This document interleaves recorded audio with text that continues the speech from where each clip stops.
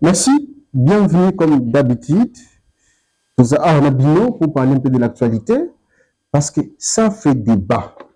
Dans les réseaux sociaux, dans les commentaires, partout, est-ce que c'est vrai, ça peut aller dans les sens là? Si, spécialement, avec mon invité, Otobita Masolo, Tomisana Kobita Masolo, Yamboka. Ici, dossier Coupe du Monde. Le chef de l'État fait le cadeau spécial à nos léopards. Mais quand même, et c'est le débat. Le délai, qu'est-ce qui s'était passé? Est-ce que je pense que chacun de nous a donné son point de vue, mais spécialement, moi, je me suis dit, non, tu dois quand même aller quelque part pour interroger, poser des questions à un leader qui a aussi ma parole Yakuluba. Est-ce que c'est vrai? Ça peut aller dans ce sens-là. Voilà. Ici, ça barbe sur l'actualité, tout ce que nous voyons. Bon, on va essayer d'en parler parce que nous sommes là pour vous informer, pour vous communiquer. Avec mon invité, M. Pierre Yula, président du parti PPC, qui est avec moi ici sur le plateau, proche de Tony Kankushiku, et aussi il est de la majorité présidentielle. Mon ami Pierre Yula, bonjour et bienvenue. Bonjour, Mme de Kolanga, ça va? Oui, ça va bien. Et vous-même? Ça va par la grâce de Dieu, ça va bien. Mais ça barde, hein? Congo Netizotengama. Ça barde, comment? Oui, Congo Netizotengama, tu vas frustré à tout moment. Et puis que tu sais qu'il est au pouvoir, comme si tu sais qu'il fait des choses, à intéresser le peuple, à intéresser la population. Mais qu'est-ce qui se passe avec lui? Quelles sont les choses pour intéresser la population? Oui, par exemple, quand il y a la Coupe du Monde, ah oui, toquer la Coupe du Monde, parce que 52, après 52 ans, après, toquer la Coupe du Monde, mais après, tu sais qu'il y a plus de 50 jeeps qui coûtent énormément cher. Les gens de l'opposition vont réagir, après c'est peine qui n'est pas lobby, et aussi le budget qui va puis financer, les fonctionnaires ne sont pas payés, tout ça, mais c'est uniquement donner des jeeps, donner des cadeaux à ces léopards, beaucoup comme ça fait mal quand même. Hein? Il y a une frustration. Tu sais qu'il dit toujours dans les sentiments, il ne fait pas l'essentiel. Vous savez, mon frère, monsieur le journaliste, les Congolais, ça parle, hein? Les Congolais. Bakitio bakbukaka na stade après match à Sénégal. Oui, tout ça là qui oui. Ah, Sénégal, ils ont gagné pour la qualification colère wana. Oh! Bana buka la football ball. Babuki bakiti na stade. Pour la kanda. Oui. Pour tu gagner 2-0, tu vas te connaître 2-1, 2-2, 3-2. Babuki bakiti na stade. Onzamboka moni ke bana mboka balingi bale mingi. Tout ça la makasi bakine na mondial. Ayebisi ba joueur. Bobinda. Bosi ngere revenu surtout bokosenga ngai.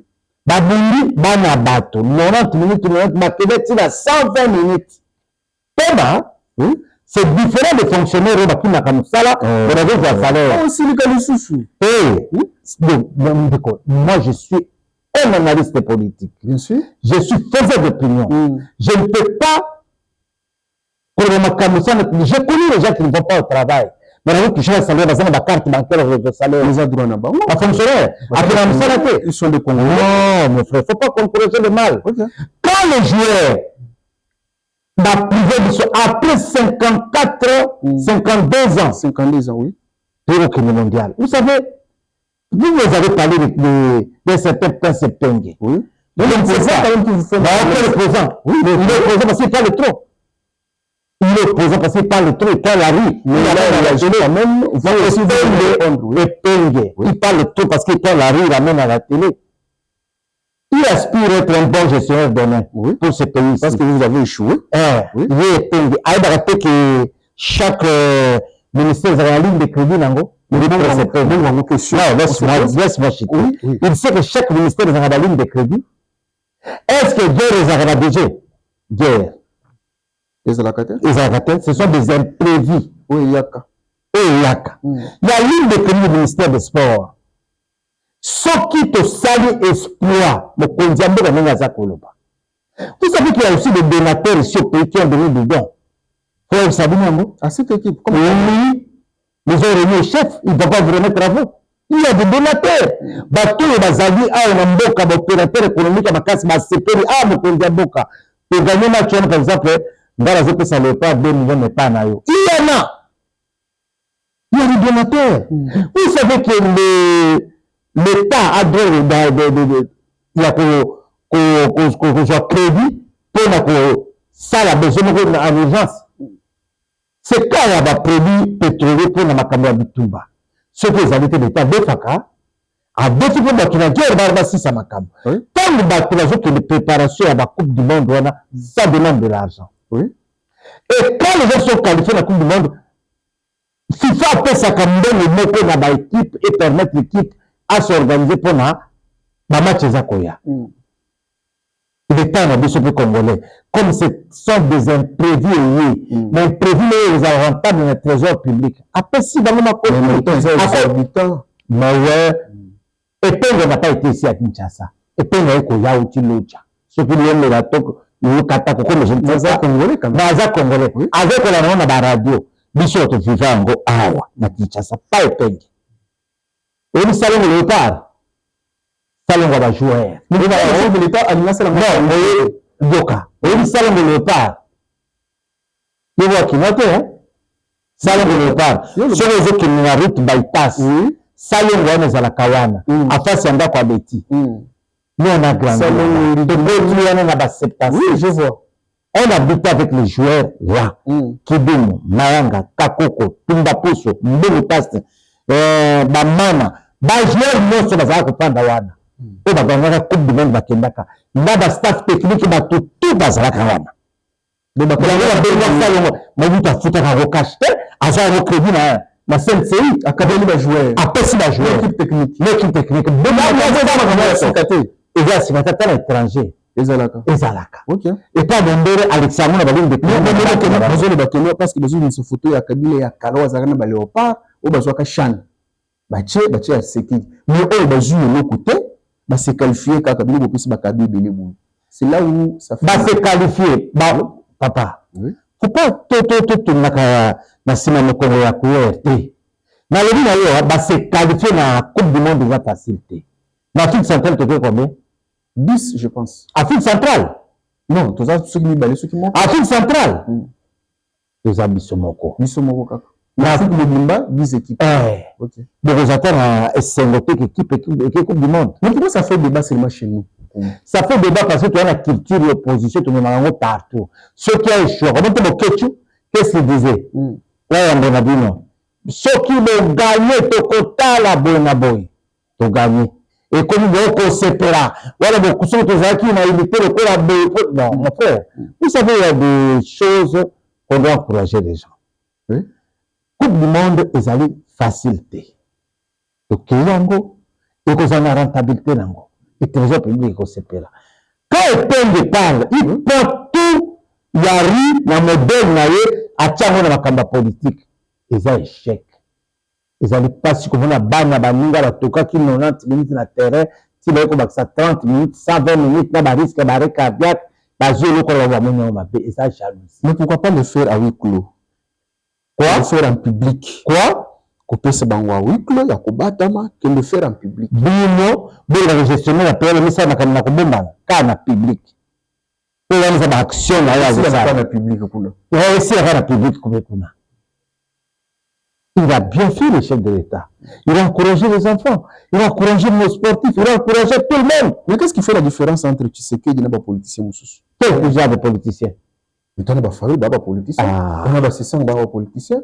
Tu as des Kabila, des politiciens. Qu'est-ce qui fait la différence? C'est ça qui disait que ce gars l'équipe président qu'on a la constitution. C'est le temps comme une opposition, c'est comme une constitution, il faut éthique.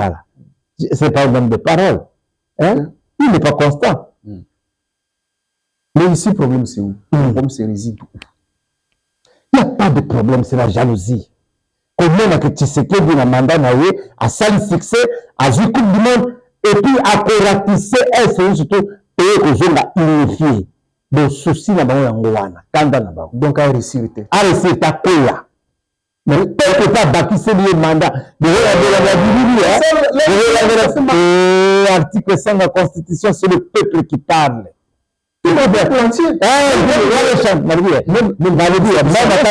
quand on fait les sondages, même quand on voit malade déjà dans la nzoto, ça remarque là aussi dans nzoto te échantillon. Faiblesse n'a pas de point fort, n'a pas sur la constitution. Voilà, 2028 qu'il n'y a pas élection, tu sais qu'il doit démissionner quand même, non? Parce qu'il a fait 2 mandats. Ah, démissionner pourquoi? Parce qu'il serait illégitime. Illégitime? Oui. Ils ont fait 18 ans, ils étaient légitimes. Il y a qui s'est laissé la constitution et celle qui a Kabila président. Quand son papa est décédé, constitution n'est jamais président. Félix n'a pas de mandat, il a la mission. Mais l'étape de Makambabali, le bin okiango mawa. Makambabali? Okiango passi. Et okiango esengo randeni a sala qui veut a koksi veut nae. Bango ko ba la kay baro to ko mondial ba kokisi yango ba tikela bisubiro. Et penge c'est penge uti ko utalo chaye. Il connaît pas les histoires qui se passent ici au Congo. Ailleurs kuna kamazo on ba radio fono et penge c'est pas ka ba ajne et penge. Il y a un diriger, il y a un budget. La rubrique on se voit en les imprévus. Oui, mbongo, yaka. Ni to ko bozo la bozo nyongo. Très bien comprend. Mais maintenant, ba enveloppe lui qu'on a coupé ça ba enveloppe mais chaque parce qu'il a dit en public non. Ma comme enveloppe, je ne peux pas le dire ici en public. C'est-à-dire à couper ça oui clos. Mais mbongo wane wuti wapi. Oh, en tout cas, un grand pays comme le Congo. Beaucoup de marins fonctionnaires, à tard. Ils n'avaient pas prévu, non? Ils avaient prévu le budget, mais ils avaient prévu le budget qui reflète autant de fonctionnaires. Oui. Mais c'est que c'est la fonctionnaire, chaque ministre a chacun. Ils avaient un budget. Ils avaient un budget, ce sont des imprévus. Ce que le budget, c'est que le listing de fonctionnaires, il y a qui a 100 millions et qu'on ce qu'il y a 150 millions. C'est le budget d'ango.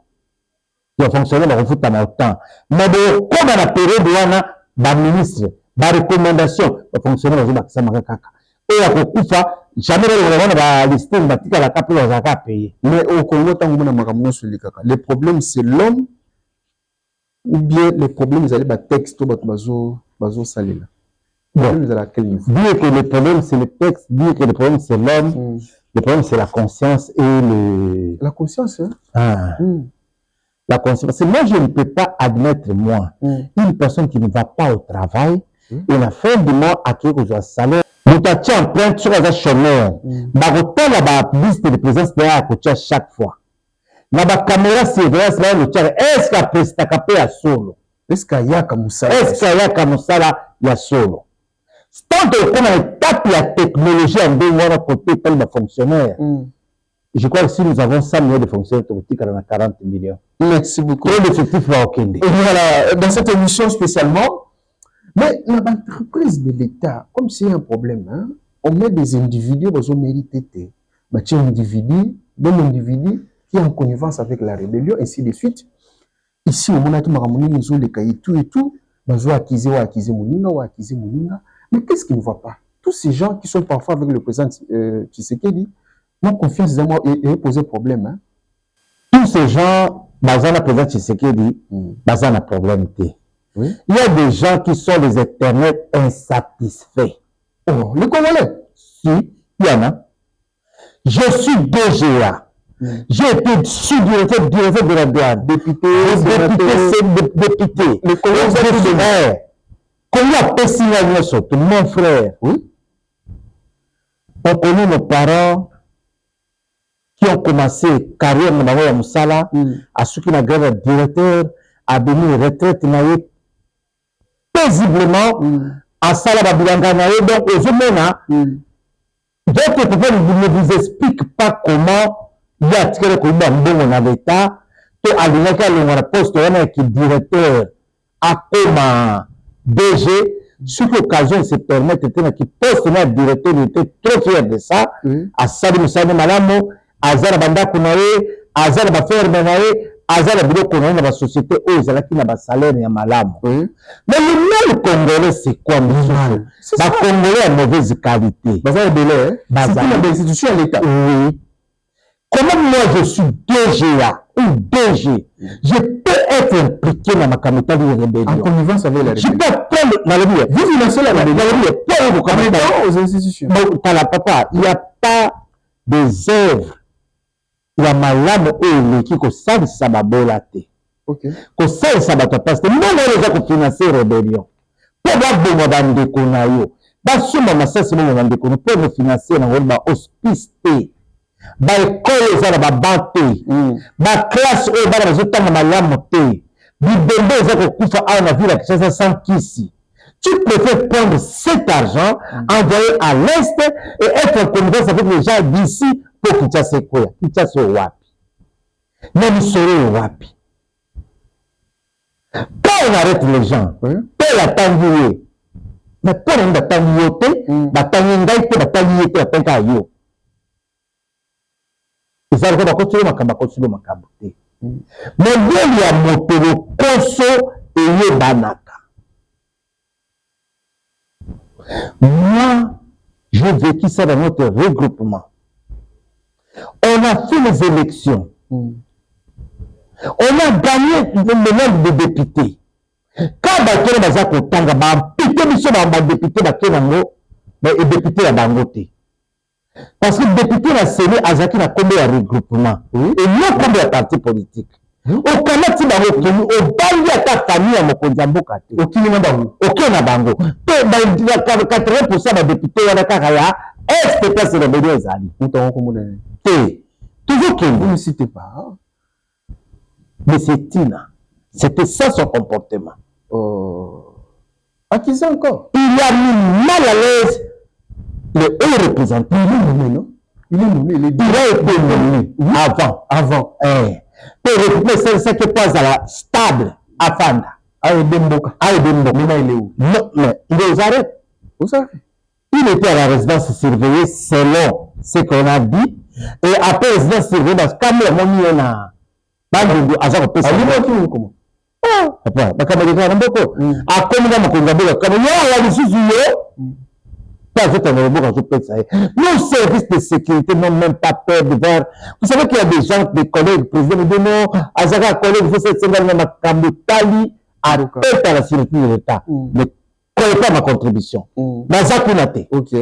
Ce n'est pas dit que parce que nous sommes avec Tony Kanko Chikou, dans le regroupement, nous pouvons faciliter l'enseignement ou chita régime parce que tu vas continuer la rébellion. Je vais laisser la tête. Tony Chikou, c'est le frère du président. Le représentant du président. Votre chef aussi. Notre chef. Mais quand il nous a fait confiance, et nous jouons des choses, et vous savez même lié. Très bien. Parce que celui-là, c'est son frère. Et si on connaît pas du tout, si vous n'avez pas ce que ça peut faire au représentant et sa famille, prenez un peu.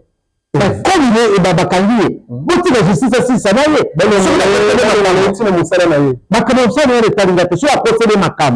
L'État est devenu la construction, ça va y aller.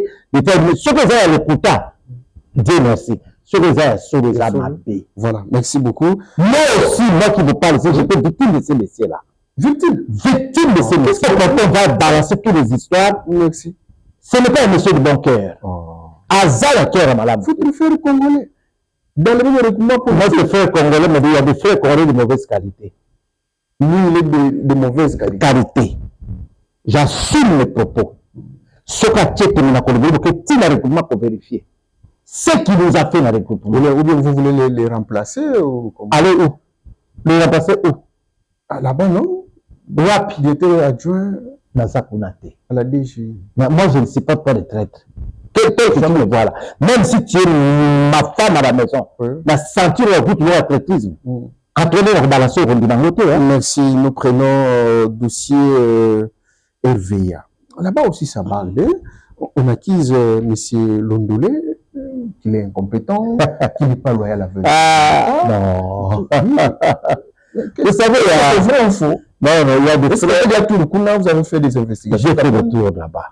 Ça va quand même là-bas? Il y a un certain Roger le combattant qui a parlé d'une certaine Judith Londolé qui serait une des hôtesses de la présidence ou tout à ça, on appellerait.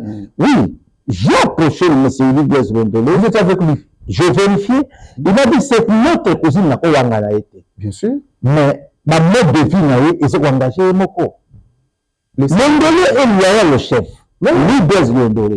Londolo est parmi les mandataires publics. Et la salle fierté à moi, Namboka Félix Tshisekedi.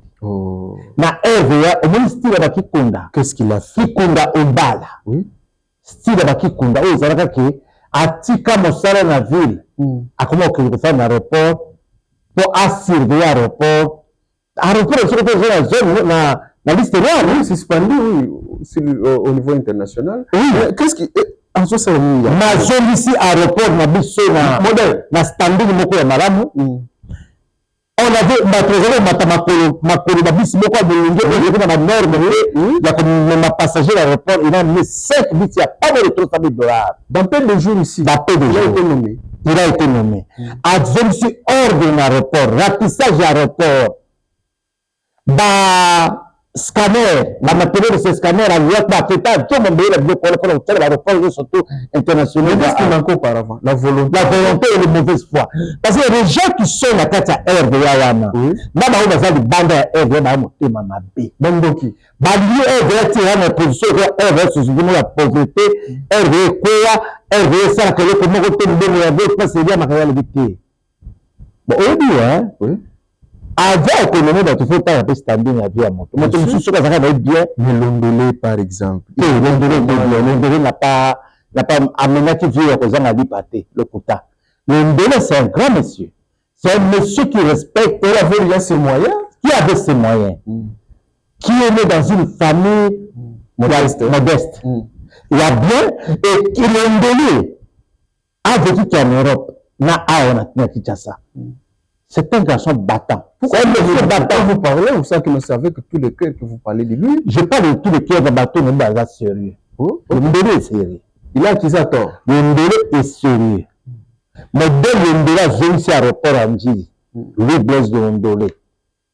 Il faut féliciter le chef de l'État. Il faut quand même une caméra pour voir quand même où Makambo sont. Au niveau de la Biriri, tu retiens la Biriri. Au niveau de la caméra, il faut qu'il t'a. Je dirais journaliste, là qui t'a basé dans le Sabango, dans le frère la mission à la communication, ça est bloqué. Parce que ça fait que non, dans tous les autres ministères, Bango Balobakate. Nicolas Kazadi a regretté, je faisais beaucoup, mais je ne communiquais pas. Parce que le Colombais ne passe pas à la télé, ne dit rien. Le communicateur, la société, ils allaient spécialiser dans ma caméra aéronautique civile pour l'aviation. Après, la publicité. Non, mon salaire est de la publicité. À travers vous, on connaît qu'il a fait quelque chose. Parce que moi, je fréquente l'aéroport, je fréquente la voyage à Kanabima, Kanazako, ma caméra Kokede. Mais tant que moto a zako voyager te, moto a zako bimate, moto a sala kelo komo kote, yebisangai. Yebisangai vous en dégagez. Mais DG pour le Bama Kamboubilé. Le Ndolé a le style comme le ministre de Mine. Lui a tout. Le Ndolé a le style comme Patrick Mouyaya. On peut tout dire. Passala Kamisala. Luando a le ministère de l'aménagement du territoire. Chite, hein? Koufi, hein?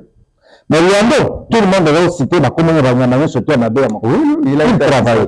Moutoko la lui Blaise, Moutoko la lui Watum Kabamba. Dans secteur minier, c'était un ingénieur de mine.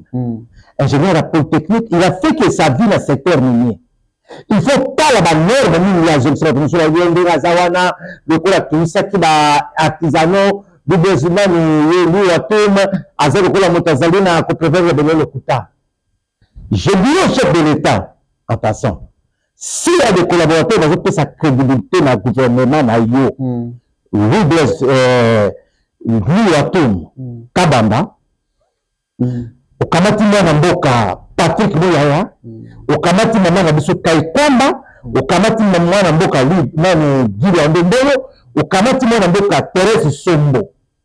Les gens qui font la crédibilité à gouvernement Fanda, Bazana mauvaise qualité. Fanda est en train de traverser dans norme. Oui, les fonctionnaires non payés. Si les fonctionnaires ne sont pas payés, il y a pléthore de gens. Il faut assiette la recette et recouper la recette. La guerre nous a détruits. La guerre que vous voyez ici. La guerre nous a détruits. La guerre a permis que budget a soit bougé. Guerre est le second de nous donner, hein. Mais pourquoi l'acharnement sur les fonctionnaires? L'acharnement sur les fonctionnaires. Oui, vous, à tout moment, quand c'est les fonctionnaires, non, les fonctionnaires là ne travaillent pas, c'est mal l'argent.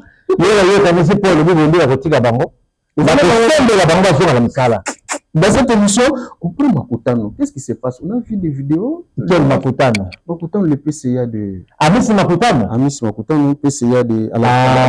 Les soi-disant sex-tap. Oui. Non. Vous savez, hein? J'ai beaucoup regretté. Et thérapie chirurgicale, il y a même anesthésie, hein? Na occasion, on va filmer. Na occasion, on a drogue qui se anesthésie, on a la fatigue, on a douleur, qui se amène qui est antidouleur, occasion, va filmer. Donc, au filmer, mon numéro sur les réseaux sociaux, ils allaient nini. Pourquoi chercher à détruire toute une famille? Tata bana bateau, de tient dans les réseaux sociaux.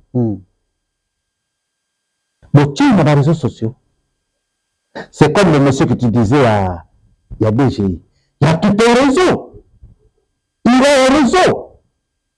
À ma émission, il y a une dame qui travaille pour lui. À ça, il y a une vidéo comme un chantage à un homme politique. Makutano la vidéo pour moi. Maintenant, Makutano, où en sommes-nous? Non, Manis Makutano n'a pas fait le sextape. N'a pas fait. Il a été, papa, sextape, au monde, on a le balazan de Corée à Nancy, le balazan d'un rapport, c'est comme il filmé. Moutala, il va filmer. Ouais, mais sextape. Présentement, Makutano. Makaba le Kouta. On a tout fait pour le PCA. Non, j'ai fait. Il paraît-il que le DG était parti. Oui, le DG est parti. C'est suspendu. Remplacé par son adjoint. Vous croyez que Batumso a connu la connaître Sengo? Ça ne s'en va pas. Il fallait liquider M. Makutano.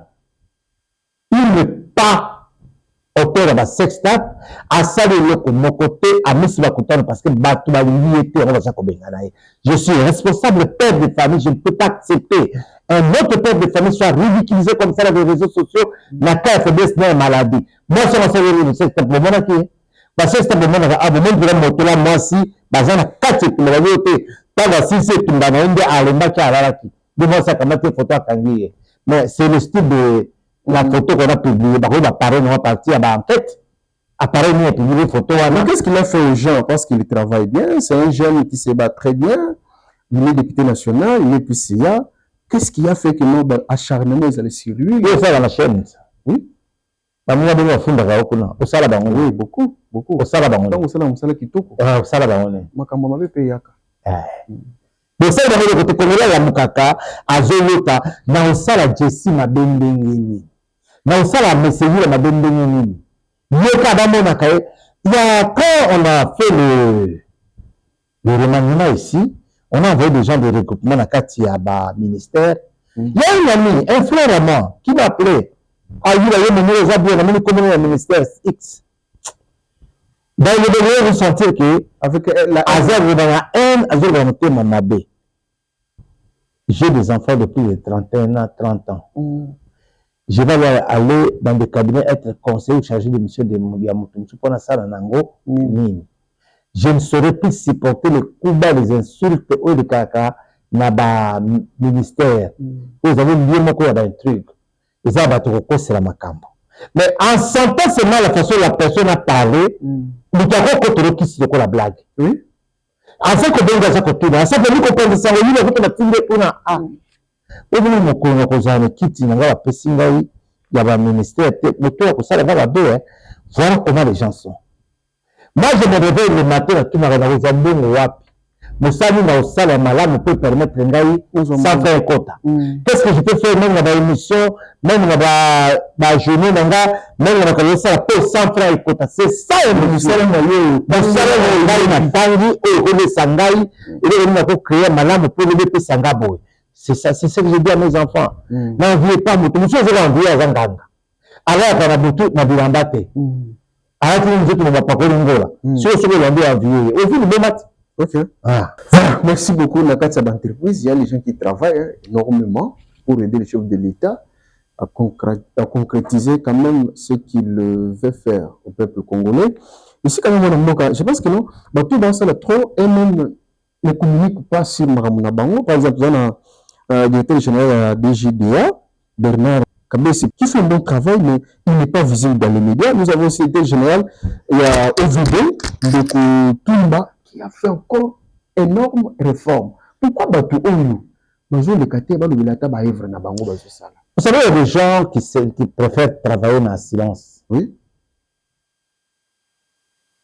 Vous avez Madame Gili, ministre de portefeuille. Le portefeuille, oui. Elle est en train de travailler. Vous avez Madame Jolie Lombo Mukendi, qui est DG de l'Office national de tourisme, qui travaille, qui ne fait pas de bruit. Ok. Vous avez Bernard KBC de la DGDA. Oui. La DGDA est toujours, selon la tête de la recette. Oui. Et la recette, nous avons supporté au moins parmi les 50% à budget à l'État. Vous avez le DG à Onatra, Martin Lekoussa. Onatra, très zombi, hein? Oui. Très zombi. Soit le Lingara, tout le dimanche, on a pas dit, la semaine prochaine, on a très beau pays pour nous faire des beaux petits. C'est avion. Papa, et au côté de l'X, Nayo. Très zombi pour calmement. Au Kamata, Mutumba. Et les gens trouvent que OVD, ils ont vu la Kinshasa. Puis, Congo mobile. Donc, il y a Congo mobile. Province peut être seul en Tumba, tout ça. Parce que nous, on a vu le sentir, on peut pouvoir structurer les délais. Mais ailleurs dans la province, alors voir comment Tumba est en train de travailler. Le DG a OVD. Il y a Zoluba. Et Zoluba. À l'époque, quand Ngobila, Azaï Sala Moussala, tué Sala Ngobila Lobaka, attends Moussala qui a bombé et Kozika Ngobila, attends Mokoto, Zande Bumba, je ferai la suite, Zande Ngobila. Donc, il n'a rien fait. Comment ça? Il a fait un bon esclave, vous voyez. Il a construit, il a parlé sur chez les délais, c'est qu'il a fait tout et tout et tout. Quel était le bon? Qui t'a sorti aux agneaux? Et bébé de Sousouma, casse. Donc, vous-même, vous dites. Avec ce gars, votez dans le stade. Parce qu'on vote entre le Bobila et le Bobila. Les mêmes choses, il ne retourne rien au Bobila. Ce Bobila, on va voter à cause ça 1%. Mais pourquoi vous changez? Avec ça, on est partout. Non, c'est le plus médiocre que le gouvernement qui a connu. Qui les protège? Youth. Non, mais pourquoi pas dire sans voter? Nous, la population, nous avons journalistes. Vous êtes protégés, vous êtes le bac acharnement. Non, ce sont des Congolais. Les chefs de l'État, na Katia Congo, il y a na bande kwa Kimbangu. Il a alati maya pondoana. Bamoni bamoko molingi ya papa Simon. Simon Kimbangu. Vous savez, nous devons reconnaître nos prophètes africains. Simon Kimbangu, ce n'est pas n'importe qui. Simon Kimbangu? Si. Ok. C'est qu'il est dans prisonnier à plus de 30 ans. Il y a le Keta Mandela. Mandela fait 28 ans, Kimbangu a fait 30 ans. Ok. Il y a le 30 ans, vraiment. Pour la vie, il y a Moto Moindo. Comme Mandela, comme Moto Moindo. Mais si comme Nakangambo. Kambalolo, ville sainte. Mwana mboka papa mokonzi Félix Tshisekedi alobi statut ya sika aza kobatiza ko pas aza kopesa yango vite ngai na koloba te bibile ko ba ko na ba Nouvelle Jérusalem. Nouvelle Jérusalem wala biso de Nouvelle Jérusalem badakala mais ya le ville sainte mais qui va trouver ba il faut reconnaître les écuménisme te reconnaître l'écuménisme te connaître les laïcs te na ndenge ya kosala ba choix ya que ça choix te Tikato valoriser prophète na biso. Les musulmans ba osilika, catholique kosilika, ba osilika, ainsi de suite, non? Musulmans silika nini? Et ça la kabango parce que ba imam batala kabango placé ba musulmans sur la famille de ce là bango. Pourquoi Kimbangu vous le faites un peu d'une manière spéciale et les autres c'est ordinaire, tu ça papa. C'est comme toi ton père tu l'honores toujours hein. Pour revenir si matata na hote. Kimbangu azamoto asala ki fierté. Ya bonzambe na mboka oyo bakanza tunazo sa recite kunata kwa zaki moto azaki na bwana ba détourna et ainsi de suite wala kotona na kota na chapitre wana te na émission ezako ya tokolobela makambo ya voirie ben na asphaltage ya bonde oyo totuna ngai makambo ya voirie ben makambo ya mine nous allons parler aussi oui Est-ce que le par exemple, statut spécial aux chefs de l'État ici, donc, mais si c'est comme déjà journée fériée, à tout le monde, on fait tant, on a bon, et tout, et tout. Mais comme journée fériée, payant. Ok. Ça m'embête. Ça m'embête. Mais tu sais qu'il est comme si il est dans. Azam a bloc essentiel. Il est trop dans l'opinion, tout ça, populisme, belé. Il ne donne pas meilleur. Quand tu vois, tu sais, c'est vrai qu'il est dans l'opinion. Moi, je ne vois pas qu'il est dans l'opinion. Il est dans des réalités. Peuple Bassingé Moussala ou Missali Zouya. Ça a été au pouvoir, il a fait mandat. Il a fait mandat, attention, il va Moussala, madame, à coup de chômage liquide. À coup de mboka kufa.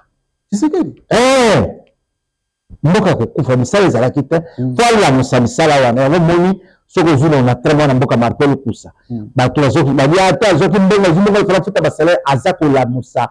Du bébé sur là qui va au pito, bah comment on appelle ça, bah toi kufa, pour kaka, yo zo misala ba longola ba papa on va déjà arrêter, tout maman va déjà arrêter. Non la seule mérite